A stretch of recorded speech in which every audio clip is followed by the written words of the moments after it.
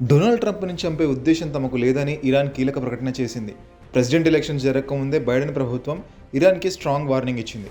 ట్రంప్‌ని చంపాలని ఏమాత్రం ప్రయత్నించినా అది యుద్ధానికి దారితీస్తుందని తేల్చి చెప్పింది. అప్పటి నుంచి పెద్దగా స్పందించిన ఇరాన్ ట్రంప్ గెలిచిన తర్వాత ఈ ప్రకటన చేసింది.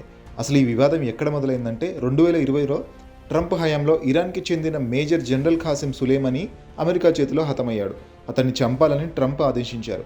అప్పటి నుంచి ఇరాన్ అమెరికా మధ్య వైరం పెరిగింది. అయితే ఈ 4 ఏళ్లలో చాలానే మార్పులు వచ్చాయి. ఈసారి ట్రంప్ ఎన్నికయ్యాక ఇరాన్ మరీ సంచలన ప్రకటనలు ఏమీ చేయలేదు. పైగా ఏదైనా కూర్చొని సెటిల్ చేసుకుందామని అంటోంది. కానీ ఓవైపు అమెరికా మాత్రం అలర్ట్గానే ఉంది.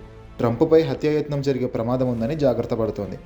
జనరల్ సులేమనీని చంపడాన్ని చాలా పెద్ద నేరంగా భావిస్తున్న ఇరాన్ అంత సులువుగా వెనక్కి తగ్గుతుందా అన్న అనుమానాలు వ్యక్తమవుతున్నాయి. ఈ క్రమంలోనే అసలు ట్రంప్ను చంపే ఉద్దేశం లేదని స్టేట్మెంట్ ఇవ్వడం కీలకంగా మారింది. ట్రంప్ ఎలక్షన్ క్యాంపెయిన్ చేసే సమయంలోనే ఆయనపై హత్యాయత్నం జరిగే అవకాశం ఉందని అధికారులు వార్నింగ్ ఇచ్చారు. కానీ ఇరాన్ మాత్రం అదేమీ లేదని అంటోంది. పైకి అలా అంటున్నా ఇరాన్ ఖచ్చితంగా ట్రంప్ని హతమార్చేందుకు కుట్ర చేస్తుండొచ్చని ఆయన సపోర్టర్స్లో ఆందోళన మొదలైంది.